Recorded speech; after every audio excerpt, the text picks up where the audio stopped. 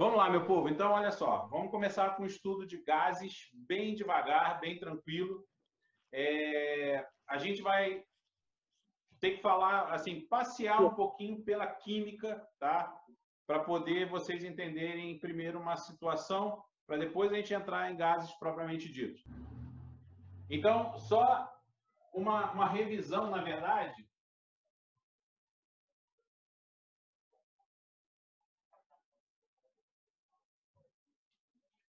Primeiro, uma revisão de química, tá? Para você entender uma coisa, que geralmente a galera tem muita dúvida aí, que é o mol. Qual é a ideia dessa situação aí de mol? Quando você tem um átomo,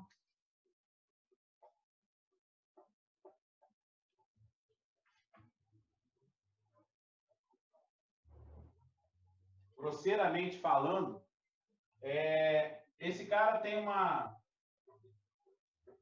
uma situação em que a gente calcula a massa atômica dele. O que seria isso? Né? Quando você fala, por exemplo, que você tem um átomo de cloro,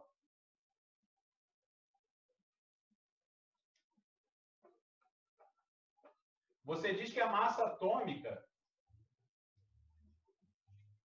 é de 35,5, tá? Aí eu perguntaria assim, 35,5, que unidade você teria para essa massa? De repente a pessoa imaginaria assim, grama. Não, grama não vai ser. 35,5 gramas para um átomo de cloro, meu irmão, o cara é quase uma bola de gude, não dá. Aí você pensaria, então é menos um pouquinho, 35,5 miligramas. Miligramas também é pouco. Na verdade, também é muito. Tá? Ainda é menos do que isso. O que vai ser esse 35,5 vai ser uma coisa que o cara chama de UMA, unidade de massa atômica. Tá? É uma unidade que eles criaram da seguinte forma. Eles pegaram um átomo de carbono e dividiram em 12 pedaços, em 12 fatias. Cada fatia dessa é uma UMA, unidade de massa atômica. Às vezes você chama apenas de U, tá? Então, 35,5 pedaços desse aqui, dessa fatia de pizza. Então, se você parar para pensar, o cloro, ele vai ser quantas vezes mais pesado do que o carbono, né? Como ele vai ter praticamente 36 pedaços desse, ele é como se fosse 3 vezes mais pesado do que o carbono.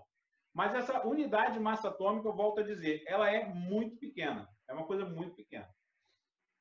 E aí, uma coisa que me deixava estressado antigamente é que o cara chegava e falava assim, olha, eu tenho um conceito na química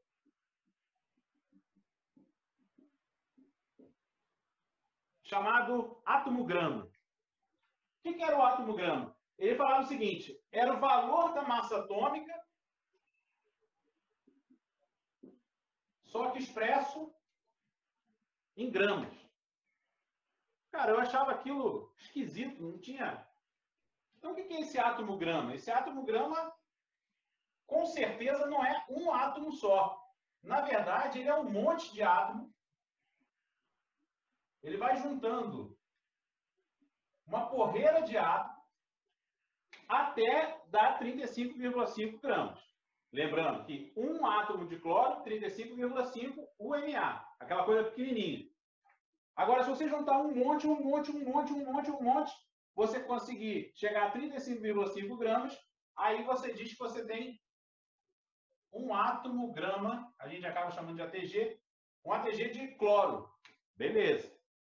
Agora, a ideia é o seguinte, quantos átomos eu preciso, né, juntar? A quantidade de átomos que eu preciso juntar vai ser sempre a mesma, tá? E cuidado porque vai assustar um pouco. Você precisa juntar 6,02 vezes 10 elevado a 23. Então, vamos lembrar isso aqui, ó. Só para a gente entender que número é esse. Se eu multiplico por 10 elevado a 23, eu vou andar com a vírgula 23 casas. Então, eu vou ter, ó, 1, 2, 3, 4, 5, 6, 7, 8, 9, 10, 11, 12, 13, 14, 15, 16, 17, 18, 19, 20, 21, 22, 23. Nem sei se ficou tudo ali na... Ficou. Tudo ali na nossa imagem. Se a gente for fazer a leitura desse número, vai ser uma coisa horrorosa, mas vamos tentar. Aqui seria 602, 602 mil, 602 milhões, ó, 602 mil, milhões, bilhões, trilhões, quadrilhões, quinquilhões, sextilhões. São 602 sextilhões. Tá? 602 sextilhões de átomos para você conseguir 35,5 gramas do átomo de cloro. Então, não fica assustado com esse valor. Esse valor é chamado número de Avogadro. Dá até um trava-língua ali. Da mesma forma que você memoriza, tá? Então, não fica assustado com isso, porque você já memoriza várias coisas. Quando eu falo para você que, eu tenho uma dúzia, se eu tivesse uma dúzia de átomos, eu teria 12 átomos. Se eu tivesse uma dezena, eu teria 10. Uma centena, 100. Agora, se você tem essa quantidade aqui, esses 602 sextilhões, é o tal do nome aqui que a gente começou a aula. É o tal do mol. Então, se você tiver 1 mol de qualquer coisa, é uma quantidade fixa, eu posso ter 1 mol de borrachas, desde que eu tenha 602 sextilhões de borrachas.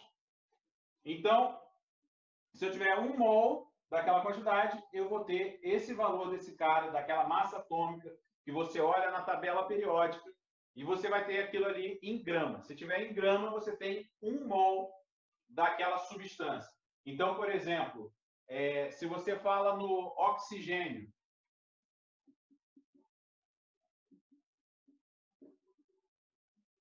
se você olha lá na tabela periódica,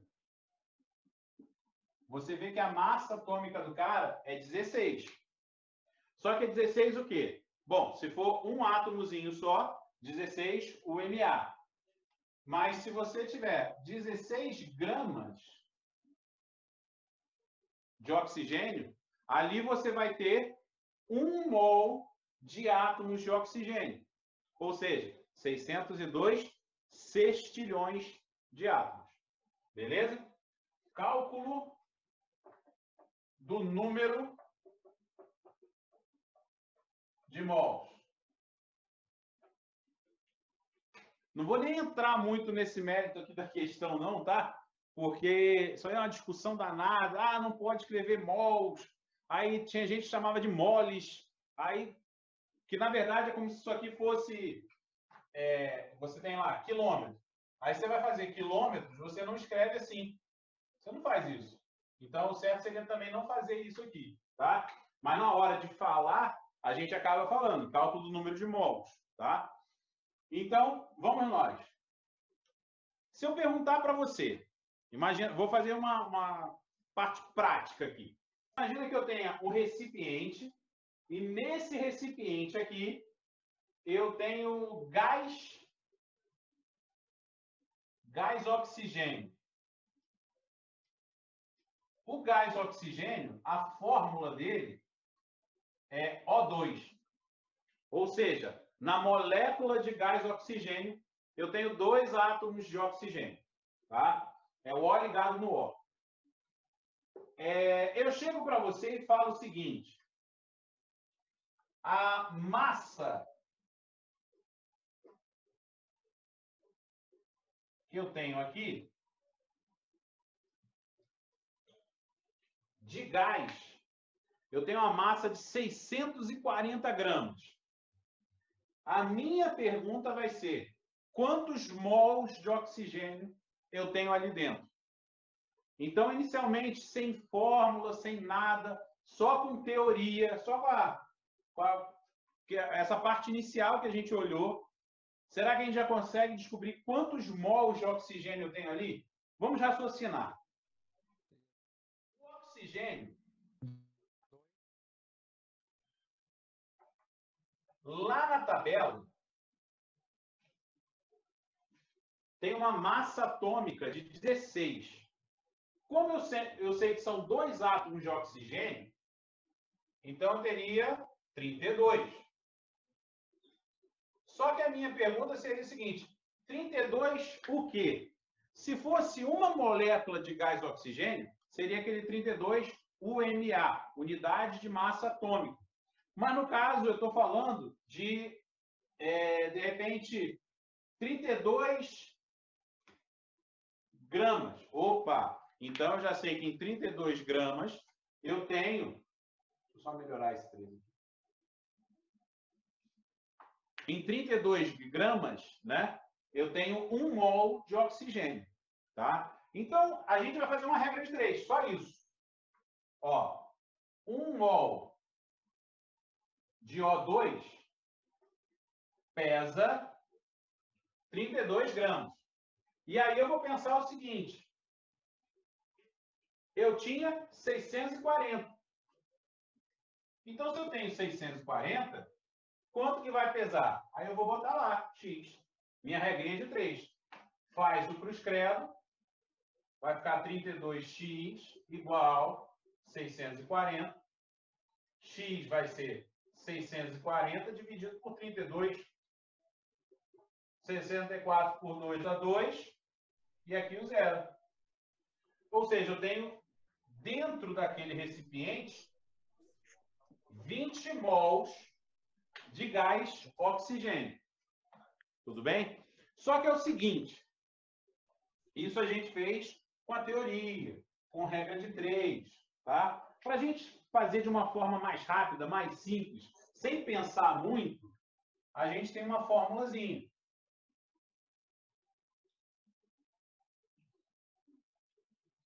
N é igual a M sobre Mzão. Esse N é o número de mols que você tem do cara. Esse Mzinho é a massa do problema. E o Mzão é chamado de massa molar. É a massa de 1 mol da substância. Então, refazendo esse problema, olha como é que fica mais simples. O número de mols que eu quero saber, quantos mols tinha ali. É a massa do problema, que era 640, dividido pela massa molar daquela substância. Que substância era? O2. Qual era a massa molar, ou seja, a massa de 1 mol desse cara? 1 mol desse cara pesava 32 gramas. Então, 32 aqui. Então, N vai ser 20 mols. Tá? Isso que eu preciso que você saiba fazer para a gente começar o estudo de gases. Quando a gente vai falar sobre gases, eu queria que vocês antes tivessem uma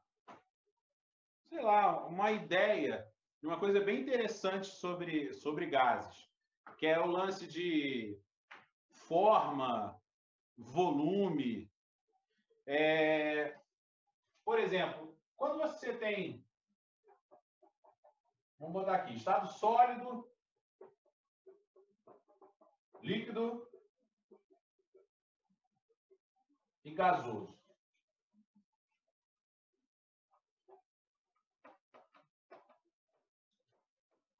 Olha que interessante isso aqui. Forma e volume. Quando você tem uma substância no estado sólido, a forma dela, imagina só a caneta, a forma dela é constante. Não vai, teoricamente, assim, variar. Lógico que você pode ter maleabilidade, você pode mexer, mas está lá a substância quietinha, no estado sólido, sem você manipulá-la, você pode deixar ela ali com aquela forma constante. E o volume daquilo ali, sei lá, eu tenho essa caneta, ela tem ela ocupa um volume, né, de 15 ml ou 15 centímetros cúbicos, alguma coisa assim. Então, o volume também é constante. Agora vamos imaginar o seguinte, um líquido.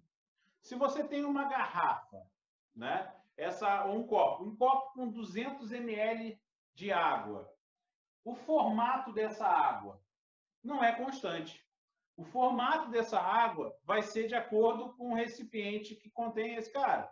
Então, sei lá, você tem a água, 200 ml de água no copo. Beleza, tem esse formato. Eu botei na garrafa. Então agora vai ter esse formato. Então vai depender. Então aqui seria variável. Né? Depende da forma do recipiente que esse cara está contendo ali. Está contendo aquele líquido. Agora, e o volume? 20 ml aqui, 200 ml aqui, 200 ml aqui, é 200 ml. Esse volume, ele vai ser constante. Agora, aqui, vamos botar até aquele alerta lá, né? A caveirinha para dizer que isso aqui é importante, né? O Astolfo. Aí, o que acontece? No caso dos gases, o que vai acontecer? Você tem um determinado gás. O formato dele também vai depender do recipiente. Você pega um recipiente nesse formato, o gás ocupa aqui, fica no formato de uma caixa. Eu não, coloquei num recipiente, numa pirâmide. Coloquei ali. Então, ele tem o formato, né, daquela pirâmide. Beleza? Então, dá para entender que o gasoso tem uma forma também variável. Depende, então, de quê? Depende do recipiente que contém esse cara. Agora, a parte interessante é essa aqui, a respeito do volume. Será que o volume de um gás também vai ser constante? Não, a resposta seria não. O volume ele também vai ser, por incrível que pareça, ele vai ser variável. Então, tipo, mas 200 ml aqui, 200 ml aqui no líquido, beleza, mantém. Agora, um gás, não. Se esse recipiente tiver 20 litros e esse daqui tiver 14 litros, se você pega esse gás que estava aqui e joga para dentro desse daqui, ele vai ocupar 14 litros. Você pega daqui, joga para cá, agora ele ocupa 20 litros. Aí você abriu isso daqui e deixou circular pela sala toda. Agora ele tem 500 litros. Ele vai adquirir o volume do lugar que ele tiver inserido. Então, cuidado que a gente vai ter problemas futuramente em que você, sei lá, ele tem... Imagina essa situação.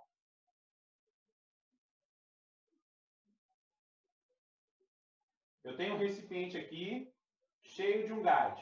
Aí esse recipiente tem 20 litros e está conectado a outro de 20 litros. E aqui tem uma torneirinha. E aí, o que vai acontecer? Qual o volume ocupado pelo gás? 20 litros. Aí você abriu a torneirinha. Quando você abre essa torneirinha, esse gás vem para cá, ocupa aqui também. Então, agora esse gás vai ocupar 40 litros. Tá? Então, cuidado, porque você tem que ter essa noção. Porque quando eu fizer uma transformação dessa, né, você vai ter que conseguir entender que quando você abre essa torneira, o gás ocupa aquele espaço todo. Tá? Então, se você tem uma seringa, Aí o cara coloca um gás aqui dentro. Aí você tem aquela partezinha que é chamada de êmbolo. Aí ocupa esse volume. Se você puxa esse êmbolo para trás, o volume do gás aumenta. Se você pressiona esse êmbolo, lógico, você vai botar o dedão aqui tapando. Você vai pressionar isso daqui, o volume vai diminuir, tá? Então, essa parte assim teórica dos gases, eu preciso também que você saiba.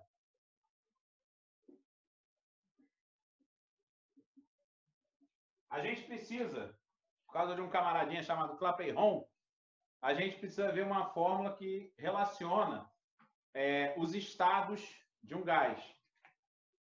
Essa fórmula é bem tranquilinha.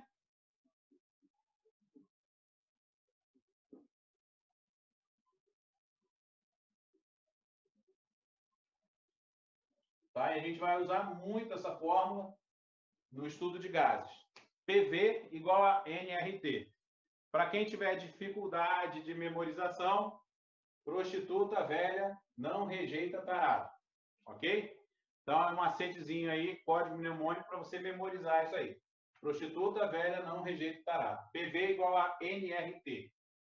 Então, eu tenho aqui alguns elementos que a gente precisa conhecer e muito bem. P.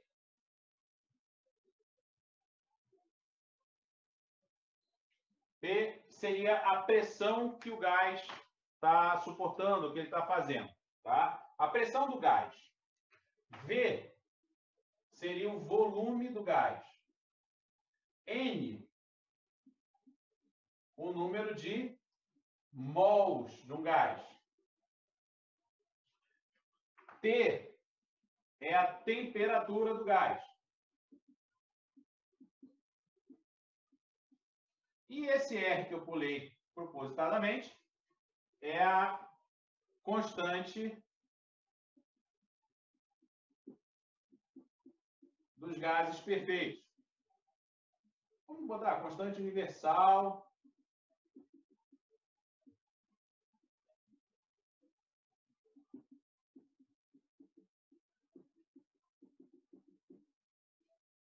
dos gases perfeitos. Então, o que vai acontecer aqui?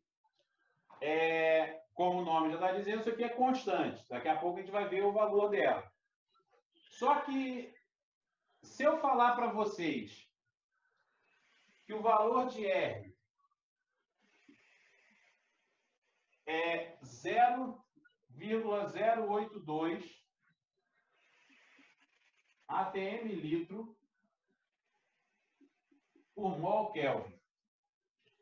É uma forma, né, que você tem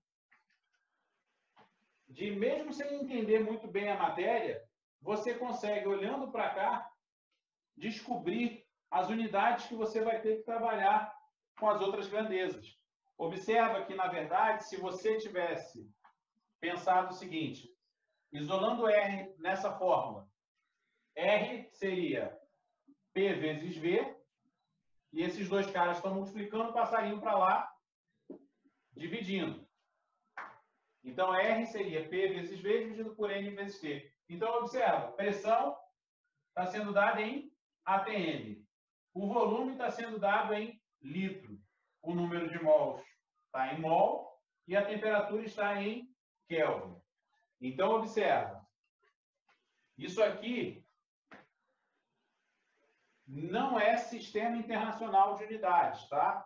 Isso aqui não é SI. É o que a gente trabalha mais comumente. São unidades usuais que a gente trabalha dessas grandezas. Então, eu tenho a pressão em atm, o volume em litro, a quantidade de mols é em mol mesmo, e a temperatura, cuidado, tem que estar em Kelvin. Então, se o problema te der em graus Celsius, tem que passar para Kelvin. Se o problema te der em Fahrenheit, tem que passar para Kelvin. Sempre a gente vai ter que trabalhar em Kelvin no estudo dos gases. Então, essa aqui seria a fórmula. Então, se eu chegar naquela situação que a gente estava anteriormente. Então, um exemplo de aplicação desse conteúdo. Você tinha aquela caixa com O2, 640 gramas. essa caixa tinha 20 litros de volume. E isso aqui estava num local que a temperatura era de 27 graus Celsius. A minha pergunta é, qual a pressão que essa caixa está suportando? Então, prostituta velha não rejeita tarado. Pressão é quem eu quero saber. Quem é o volume? O volume do gás é o volume da caixa. 20. Número de mols. Bom, a gente calculou anteriormente, mas se você esqueceu, você vai ter que pensar o quê? Que um átomo de oxigênio pesa 16. Como são 2 átomos, vai ter 32 gramas de oxigênio. Então, 1 mol de oxigênio, 32 gramas. E aí o número de mols era Mzinho sobre Mzão. Mzinho era o 640, que era a massa do problema. Então, Mzinho seria 640 dividido pelo Mzão, que é a quantidade de 1 mol. É o peso de 1 mol, 32. Então, N igual a 20. Então, esse N vai servir para cá.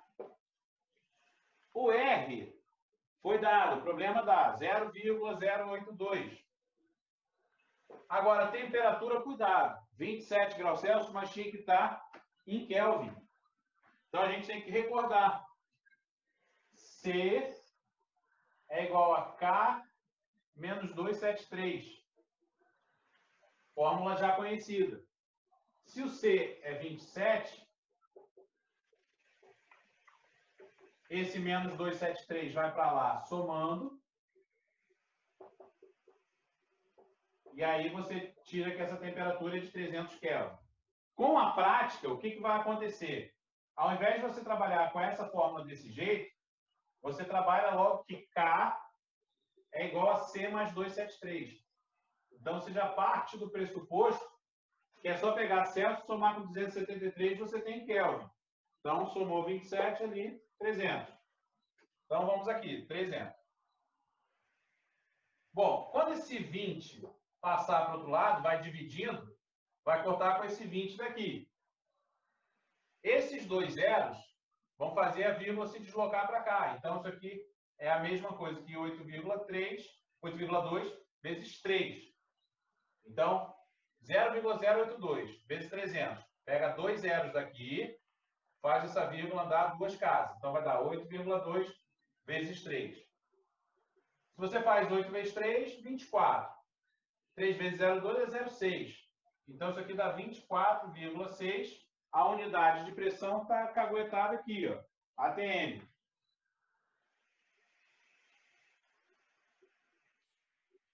Então, eu tenho 24,6 ATM.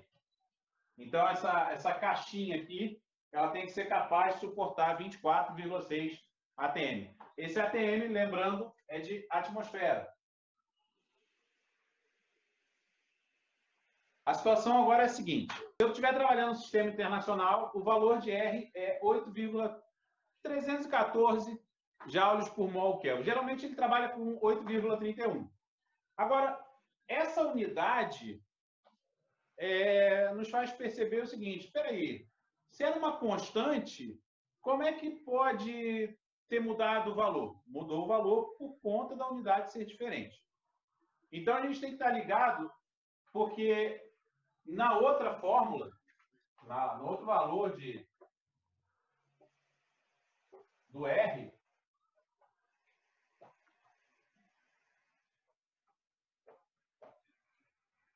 observa, eu tinha 4 coisas, que eram aquelas 4 que a gente trabalhava, porque a gente viu que R era PV sobre N vezes T. Pressão vezes volume, dividido por mol vezes Kelvin, né? Vezes a temperatura. E agora, o mol vezes Kelvin até manteve, mas esses 2 caras se transformaram em Joule. Então, a gente tem que entender o que está acontecendo ali para a gente poder não dar a batatada. No sistema internacional, como é que a gente trabalharia pressão? Para isso, a gente tem que entender qual é o conceito de pressão. Pressão é força sobre área. Então, se a gente parar para pensar no sistema internacional, a unidade de força seria o Newton. E a unidade de área seria metro quadrado. Então, a unidade no sistema internacional para a pressão seria Newton por metro quadrado. Então, isso aqui é até interessante na área de engenharia, porque quando você tem, imagina, você tem um solo, e aí você vai ter uma carga que vai ser colocada nesse solo. Então, essa carga, por exemplo, poderia ser uma edificação, e aí vamos botar uma carga aí, sei lá, qualquer coisa que eu faça, mas essa carga, não vou nem botar muito grande, ela teria 1000 newtons de carga. Imagina que você tenha um grande bloco com 1000 newtons. A pressão que você tem no solo, ela vai depender de qual superfície esse bloco está apoiado. Então, se a gente parar para pensar, vamos dar uma dimensão a esse cara aqui. Vamos botar aqui 10 metros, 5 metros e 2 metros. Então, nesta situação aqui, qual é a pressão desse bloco no chão, no solo? Bom, pressão é força sobre área. A força é 1000, acabou, 1000. Só que a área, eu tenho que pensar o seguinte: esse bloco, a parte que está em contato com o solo, é em cima dessa área aqui, ó. Essa área, 10 por 5, essa área, ela tem 50 metros quadrados. Então, a pressão que esse bloco submete, né, ali o solo, é de 1000 dividido por 50. Cortou, cortou. 20 newtons por metro quadrado. Nesta situação. Só que pode acontecer de você botar esse bloco com numa outra posição. Tenta imaginar isso daqui. Peguei esse bloco, virei. Então, vamos botar aqui o 10 está aqui. Vamos botar aqui o 2, seja esse daqui. E esse daqui, 5. Está aqui o meu chão.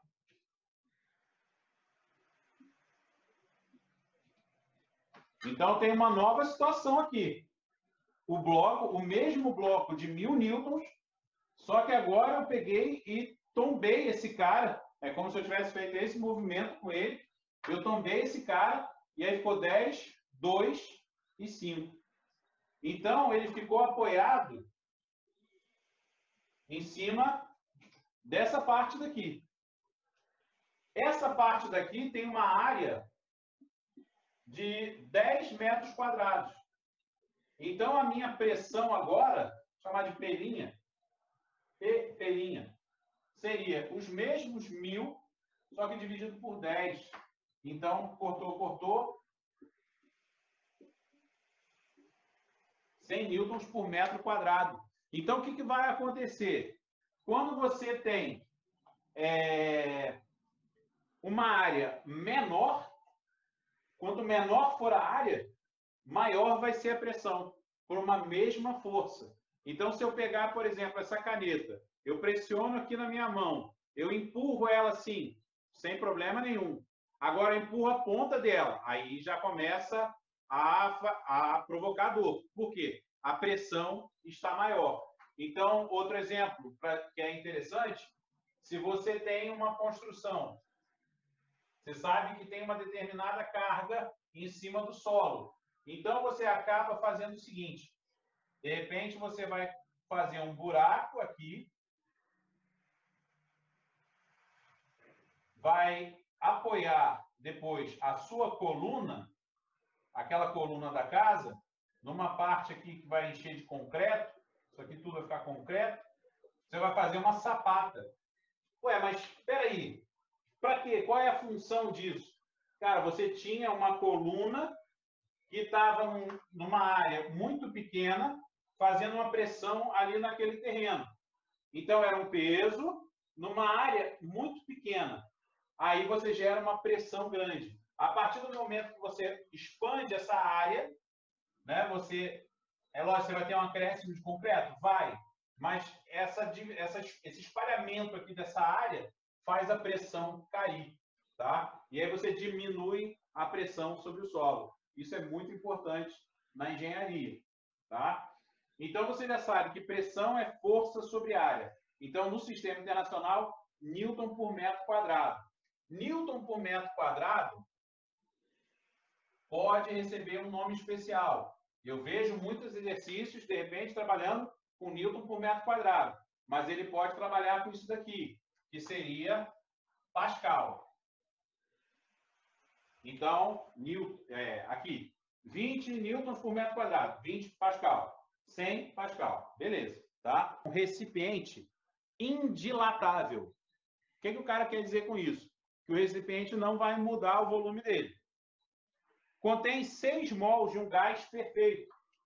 Então, ele já falou que nesse recipiente, sei lá qual recipiente, tem um gás e tem 6 mols desse gás. Isso é o tal do N, quantidade de mols. Eu tenho 6 mols de um gás que está a uma temperatura de 227 graus Celsius. Então, eu já sei que a temperatura 227 graus Celsius. Um manômetro. Manômetro vai ser um instrumentozinho para poder medir a pressão. Acoplado ao recipiente, indica uma certa pressão. Então, tem nesse cara aqui, o cara colocou ali. Aí tem lá um. Tá? Aí ele vai lá, tem um setinha lá e marca a pressão que tem ali. Determine o número de mols do gás que deve escapar. Então, quantos mols de gás tem que escapar desse recipiente para que o manômetro não indique variação de pressão quando o sistema for aquecido até uma temperatura de 327. Então, olha só. Eu vou passar essa temperatura para 327 graus Celsius e não quero que essa pressão mude de jeito nenhum. E aí a minha pergunta é, quantos mols, né? Quantos mols eu vou acabar perdendo se eu fizer isso, tá? Então vamos tentar matar aqui o nosso problema. Nós sabemos que prostituta velha não rejeita tarado. Então, P, qual era a pressão? Não faço ideia. Qual era o volume? Não faço ideia. Eu não sei qual era o volume desse recipiente. Número de mols? 6. O R. O R era aquele nosso amigo 0,082. Vamos botar aqui. ATM litro por mol Kelvin. Vezes a temperatura. Cuidado, a temperatura que era 227. Só que a gente aprendeu ali que era só fazer o que para passar para Kelvin? Era só somar 273. Então, você tem 227. Você soma 273. Olha que maravilha, tudo bonitinho, né? 500 Kelvin. Mas isso é na primeira situação, na situação inicial. O que acontece numa segunda situação? Na segunda situação, a pressão, lembra que o exercício pediu, não podia ter mudança aqui no manômetro. Então, a pressão tem que ser a mesma que estava aqui. O volume do recipiente, o recipiente era indilatável, indeformável, ele não podia mudar o volume. E agora, então, ele falou o seguinte, olha, o que vai acontecer? Vai escapar gás. Então, a quantidade, o número de mols de gás não vai ser a mesma, vai ser uma novidade. O tal do R, 0,082. E a temperatura passou a ser 327. Então, vamos de cabeça, 227. Quando somou 273, deu 500. Se for 327, vai dar 600. Mas se você observar, se você fizer essa conta, você vai calcular o valor nem de P nem de V, mas vai calcular PV. E aqui, você já tem esse PV. Então, ó, PV, PV. Vê se você concorda comigo. Esse PV daqui é o mesmo daqui. Então, eu poderia botar, ao invés de botar P vezes B, vezes V, eu posso fazer o quê? Isso aqui. Aí eu ainda chego a mais uma conclusão.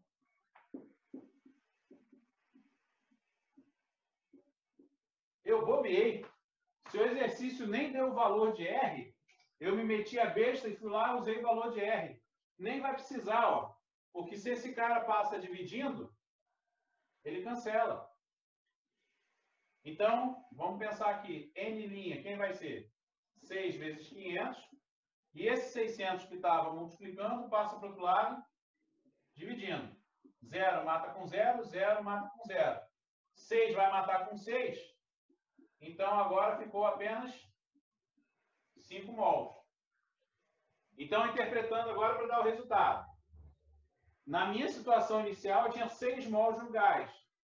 Na segunda situação, quando eu fiz um aquecimento daquele cara, percebi que ali, para manter aquelas condições de mesmo P, mesmo V, eu poderia ter só 5 mols. E ele perguntou justamente isso. Quantos mols eu teria que deixar escapar para poder manter aquela pressão?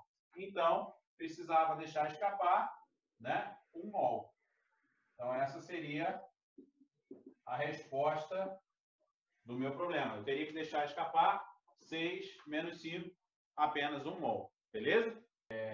Quando a gente tinha lá PV igual a nRT, o R era PV sobre N vezes T. Então, se eu estiver trabalhando no Sistema Internacional de Unidades, olha o que vai acontecer. Pressão, Newton por metro quadrado. Volume no Sistema Internacional, metro cúbico. Aí dividido por um cara que era mol, vezes um cara que estava em Kelvin. O que vai acontecer aqui na multiplicação aqui dessas unidades? Metro quadrado dá para cortar com metro cúbico. Mas aqui tem um a mais. Então vai cortar esses 2 caras aqui, com 2 caras aqui ainda sobra 1. Então ficou assim, ó, Newton vezes metro, dividido por mol vezes Kelvin. Aí tem que lembrar lá da física da mecânica, que existia uma coisa chamada trabalho, que era força vezes deslocamento. Tinha gente que trabalhava como W, work. Força vezes deslocamento. Então, isso aqui é Newton vezes a distância que é em metro.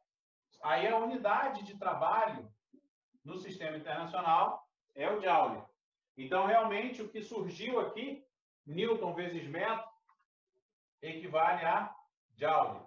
Então, pode acontecer, sim, do cara trabalhar e dar para você um valor de R, 8,31 joules por mol Kelvin, tá? Que é a unidade do sistema internacional.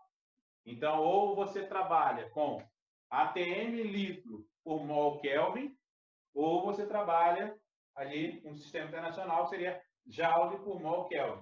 Que aí você não fica escrevendo Newton metro por mol Kelvin. Você acaba trabalhando assim, Joule por mol Kelvin.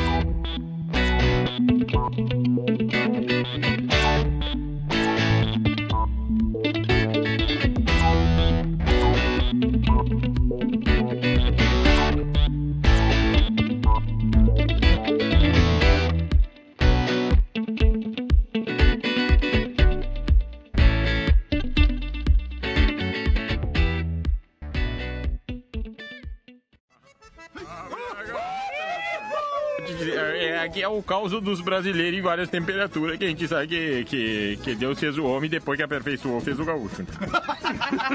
Porque pegou o tranco. Então, os brasileiros em várias temperaturas.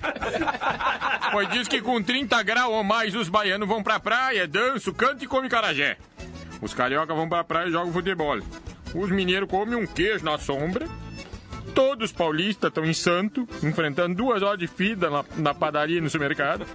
E os gaúchos esgotam os estoques de protetor solar. Com 25 graus, os baianos já não deixam os filhos sair no vento depois das 5 da tarde. Os cariocas vão à praia, mas já não entram na água porque acham muito frio.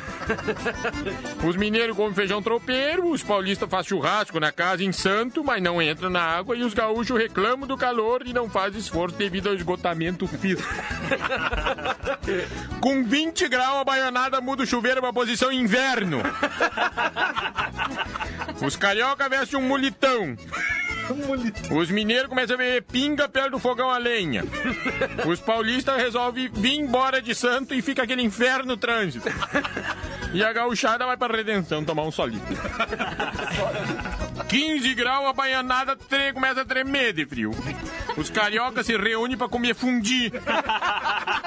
Meu Deus do céu. Tu já comeste fundi, ô compadre? Já? E tem lambuzasse, não? Porque se vai no fundi tem que se lambuzar, né? Eu tenho um pouco de nojo daquilo, na verdade. Os mineiros seguem bebendo pinga de perto do fogão a lenha. A paulistada ainda tá presa no congestionamento de volta de Santos. E os gaúchos, a gauchada começa a dirigir com o vidro abaixado, que já tá dando um fresquinho. Com 10 graus é decretado estado de calamidade pública na Bahia.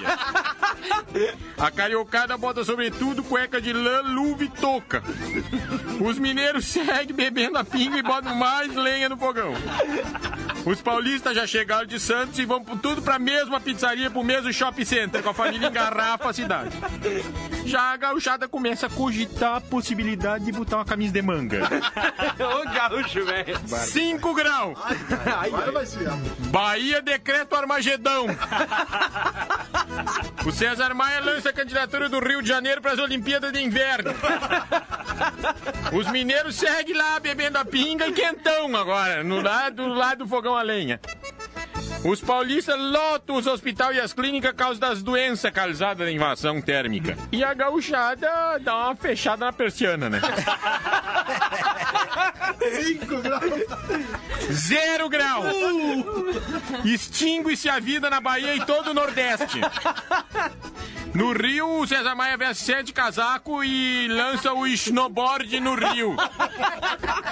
A minerada já entrou em coma alcoólico, ainda não faz diferença a temperatura.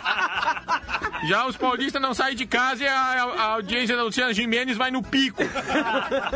E já a gauchada prepara fazer um churrasco no pátio antes que esfrie, né?